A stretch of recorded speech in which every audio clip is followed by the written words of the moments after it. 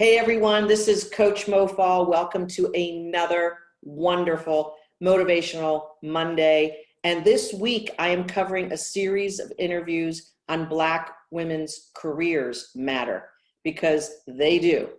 And I was just talking to my guest today, Samika Williams, about the potential in the professional careers of Black women that is untapped, uncharted territory, and just beginning to emerge. And Samika's story is, unfortunately, like many Black women who I have coached. And fortunately, it has a very, very good positive trajectory. I won't say ending, because Samika, you're just getting started in your power now, if you ask me. So Samika and I are going to talk about her experience as a Black professional woman, some of the obstacles, and some of the subtleties of how Black women's careers get stifled, and why it's such a challenge for Black women to emerge as leaders. I am following the statistics and the report that's coming out of leanin.org. That foundation did a report along with McKinsey and Company that really highlighted the things that Samika knows are exactly what's going on.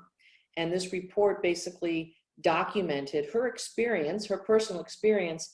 And what I'm all about as a career and executive coach is to help empower women in ways that can help them navigate through these barriers. As a woman, I faced a lot of barriers in my career, but Samika and all of her Black women colleagues have a double barrier.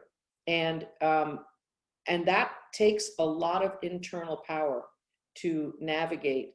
And we're going to talk about that as Samika and I get into it. But Samika, welcome to this beautiful series. And I am so tickled to know where you've come through over the last several months, because when we first spoke, life in your career lane wasn't going the way that you had expected you would be going with what you bring to the table.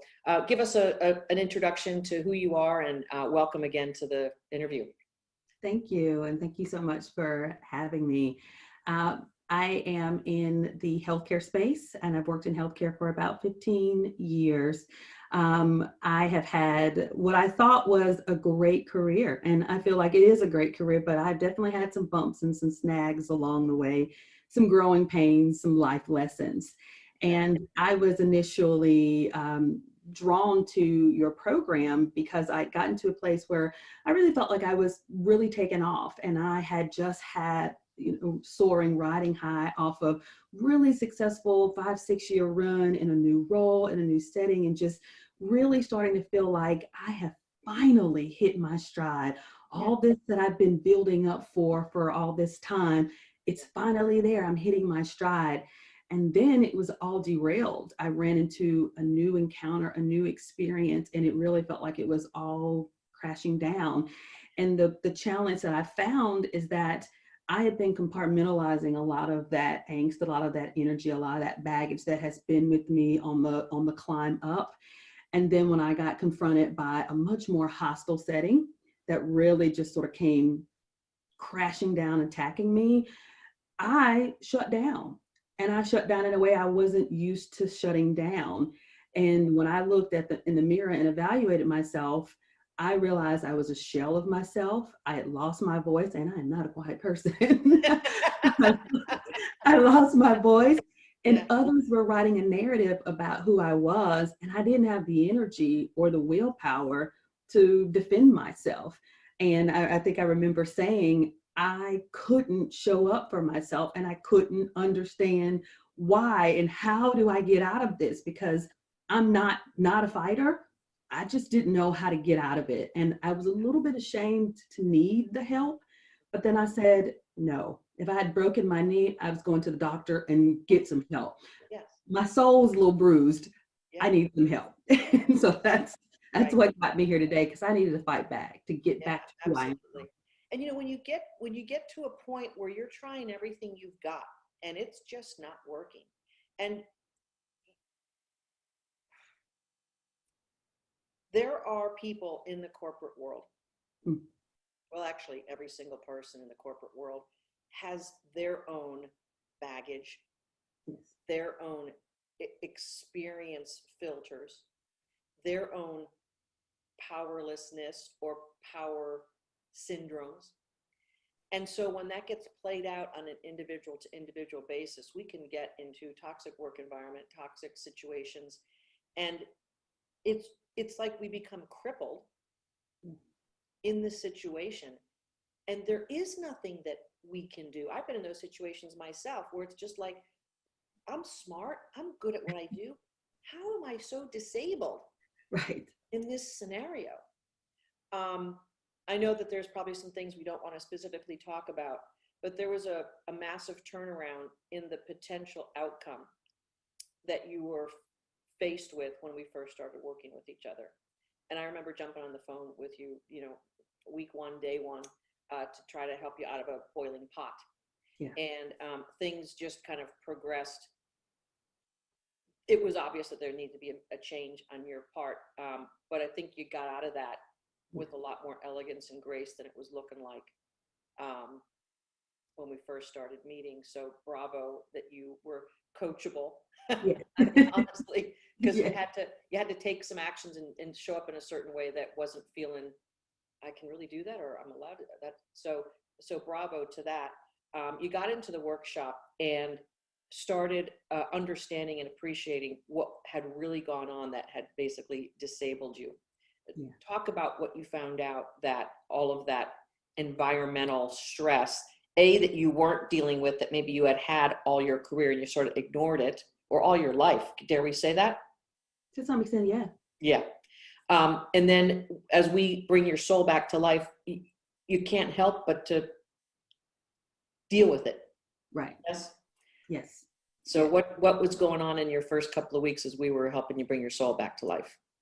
For me, the first couple of weeks, it was all about fighting for my identity, because I really felt like in that last chapter, there were other people were telling the story of who I am.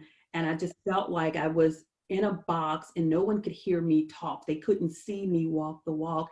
They couldn't see the best of who I know I am and who everybody else in every other context Right. says I am and knows of me. Yeah. And I was just crippled. I had so much anger. There was so much frustration. There was so much resentment. Yeah. I feel like that to keep from saying the wrong thing, I didn't say anything, or I didn't say enough. And before COVID time, we always talked about wearing the mask.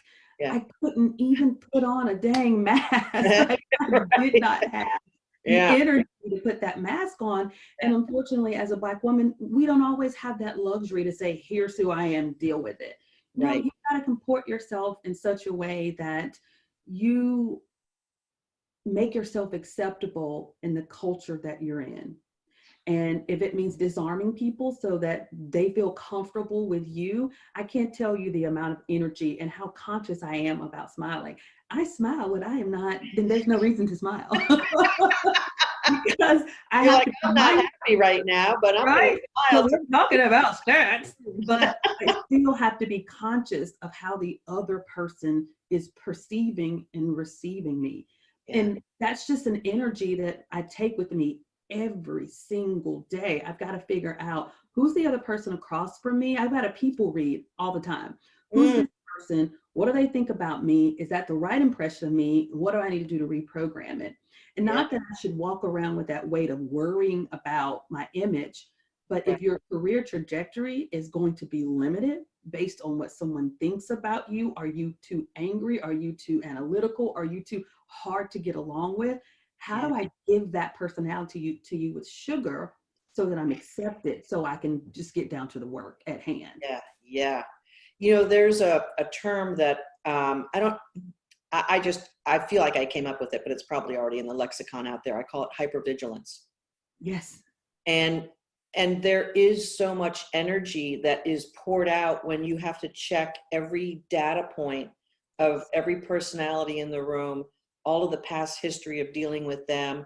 And you're like analyzing a million points to determine just how I need to be in this moment.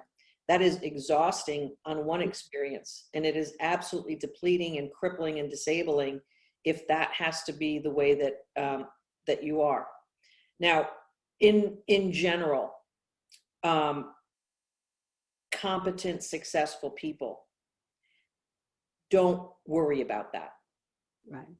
They are navigating themselves as to who they are and presenting their best self, which is consistent and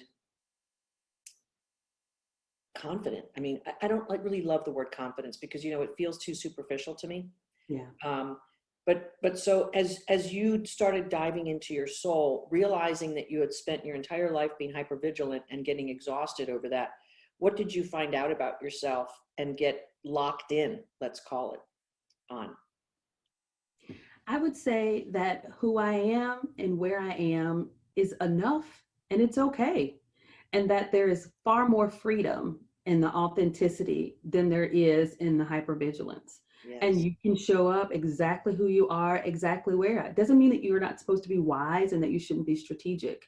But for me, I think it was getting those toxic thoughts or those crippling thoughts out of my head so that I could get off of that wheel, because that was the hardest thing. I think the dialogue that I carried in my mind was Yeah. the toughest part of my career journey, and I had to figure out how to get out of it. And I don't even know where it started, but what I learned most out of this course was how to get out of it and really manage my emotions.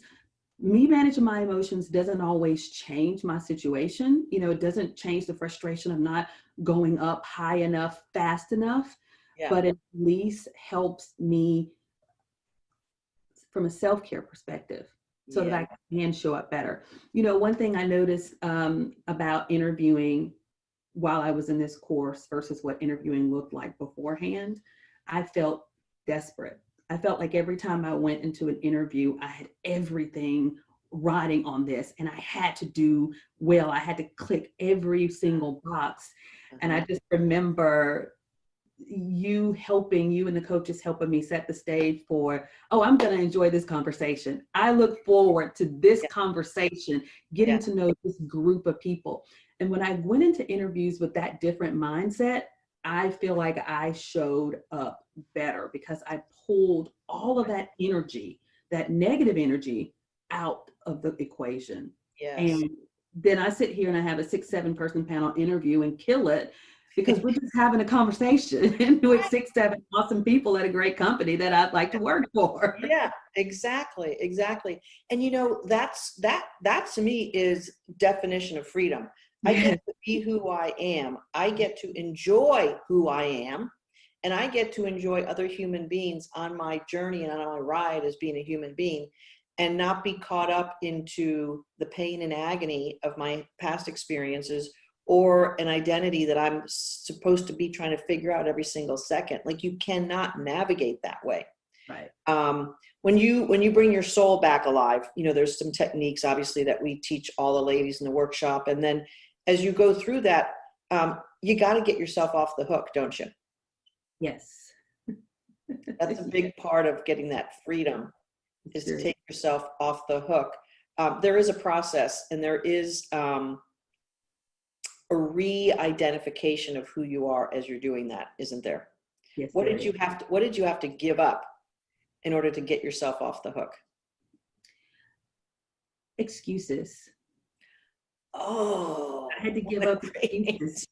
I had to give up the blame game too. I had to say, this is where I am. This is what happened, but I can have a different experience. Even if the environment doesn't change around me, I can still have a different experience right where I am. And the Miracle Morning, which you see on my bookshelf, I see that book peeking out over there. made all the difference. It's all about mindset and framing how you start your day. It doesn't stop craziness from happening at 8:10, but it sure does frame how you handle that craziness at 8:10. And you don't still have to be wearing that craziness by 11:45. You can still be there, but your energy isn't in it. Your energy is different. And that's what I had to do. I had to just say, you know, listen, we're going to wipe the board clean. We're not going to have excuses. We're not going to play the blame game. We recognize that it is what it is. But Yeah. what we need is a game plan for how we Yeah. navigate this better, because Yeah. that's how you're going to show up for yourself.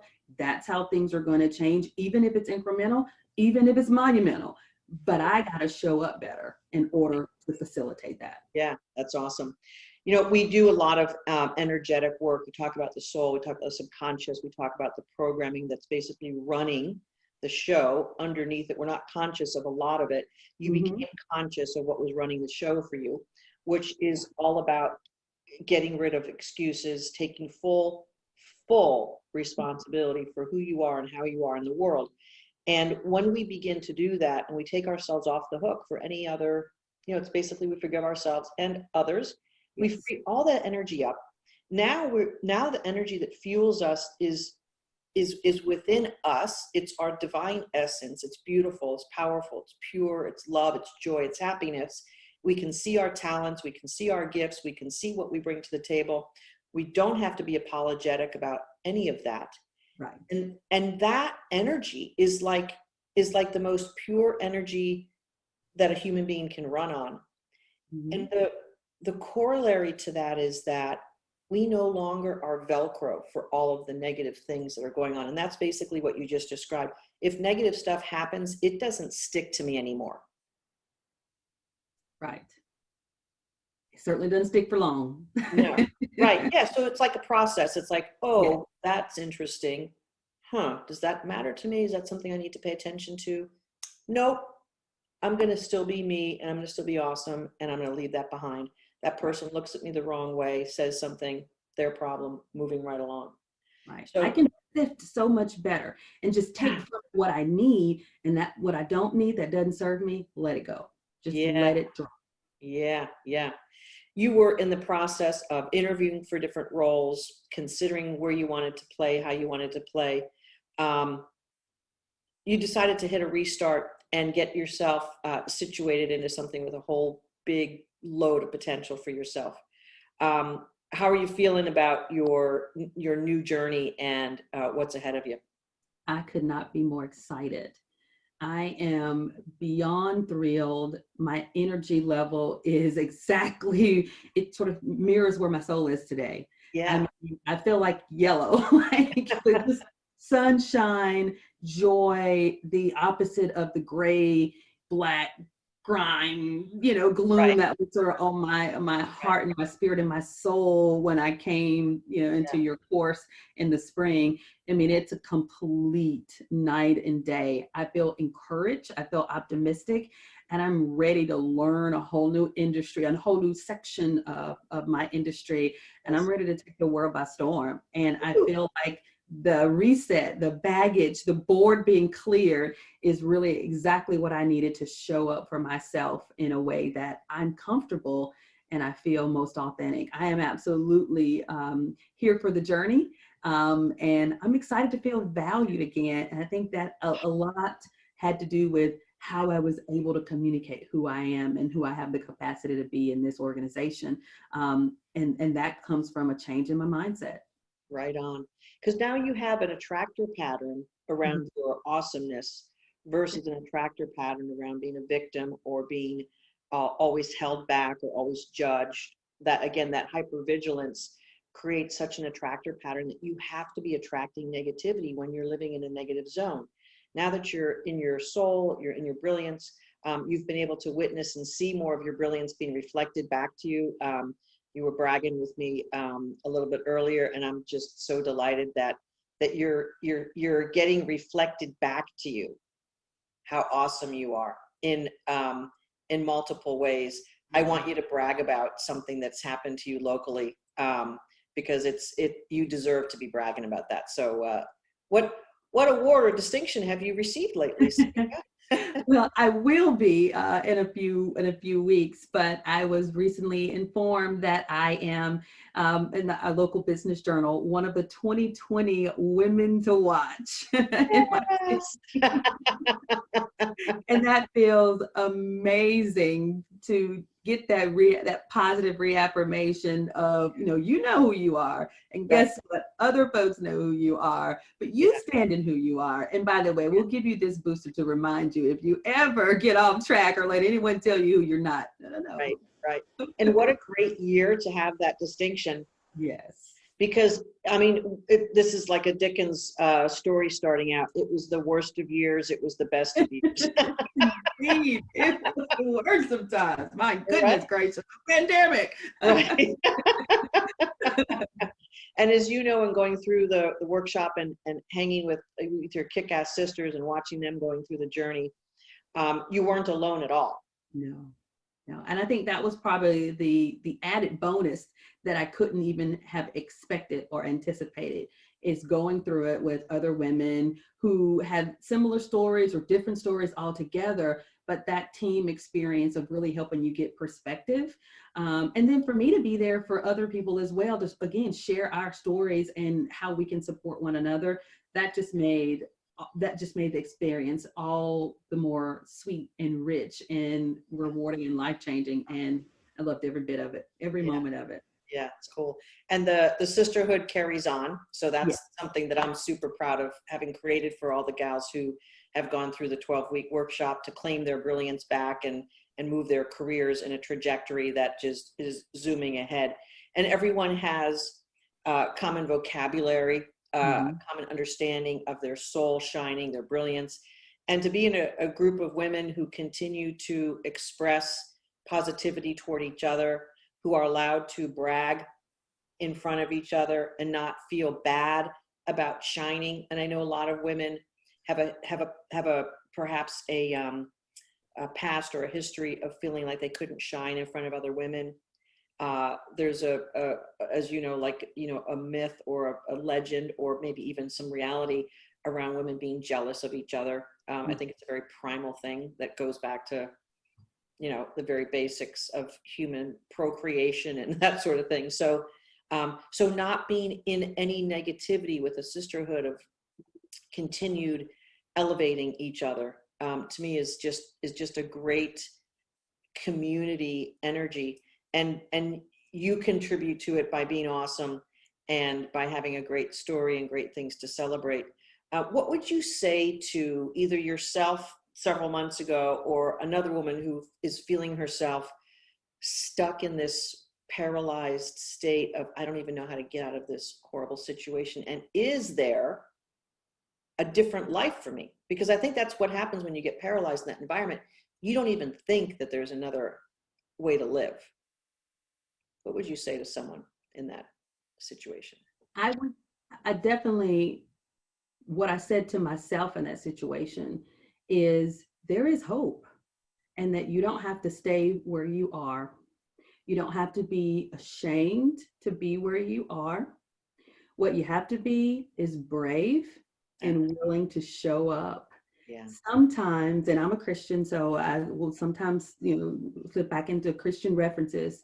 Yeah. But sometimes you've got to be vulnerable enough to be that lame person laying on the mat, and let your friends lower you down to the resources that are available. And that in scripture, the friends lowered the friend down to Jesus and to the healing. But sometimes you just gotta let people rally around you and support you. Yes. And that's where I needed some people to rally around, to pull out of me where I was, to understand my needs, and then to pour back into me to build me back up. Yes. Don't, just because you got stuck, you don't have to stay stuck. Right on, right on. Now, one of the things that I feel particularly satisfied and fulfilled about is women who have families, partners that are the corollary of their suffering. Because when you're suffering at work, you're coming home that way. Yeah. I mean, you can't hide. And sometimes it's the only place where you can actually be just a little bit more emotionally free, is your home. Now, you've got 2 small kids, you got a husband who loves you. How has that been affected by your soul coming back alive and you being in your brilliance? I think all of my relationships have changed for the better, because my energy is way different.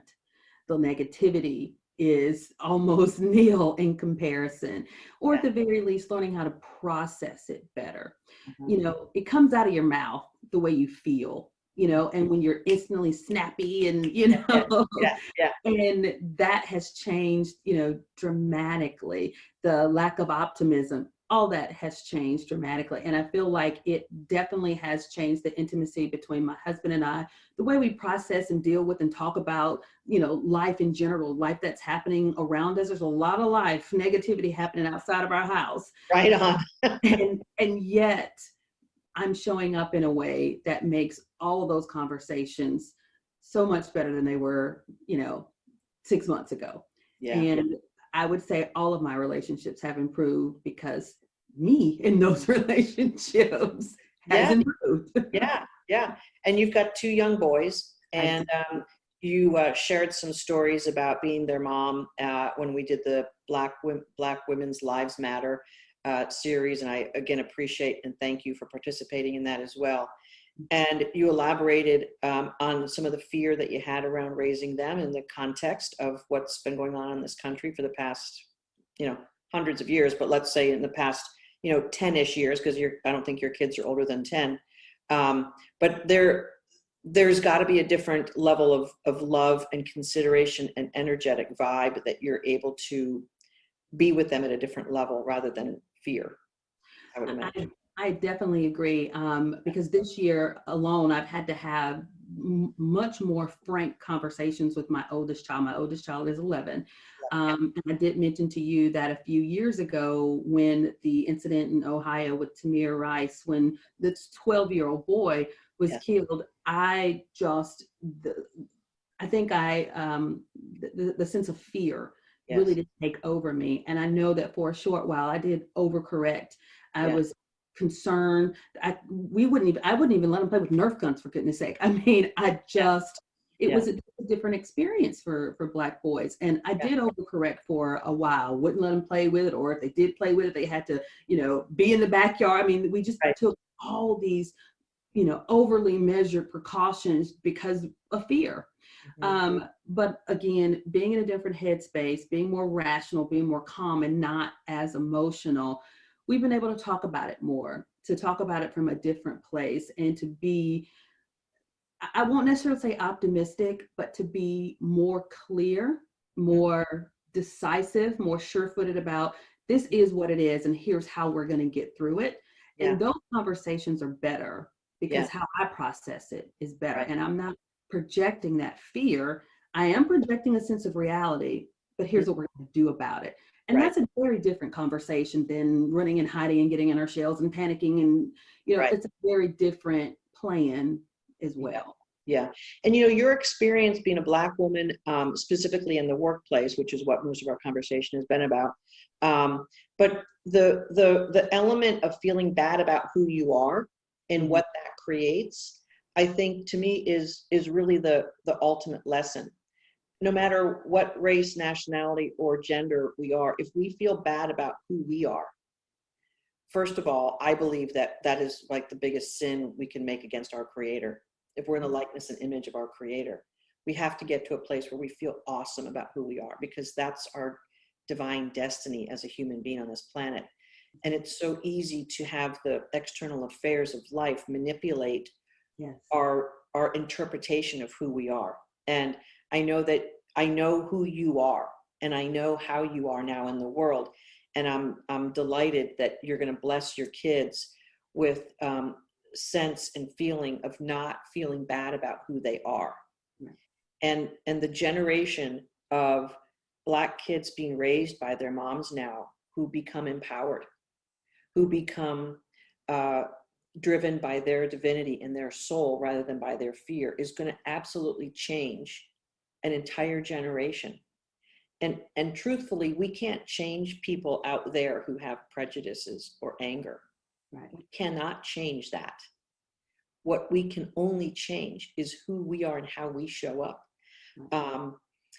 Not that it needs to be tolerating other people's angers, fears, prejudices. There's a different spin on that. The spin is, I am worthy. And when we travel the world, I am worthy, I am awesome, we're going to get a different energetic experience in the world. And I think we touched on this right before the interview. I think the overriding theme of what's happening in the human experience right now is that the power base of who had power is eroding. Mhm. And so there's a new power emerging.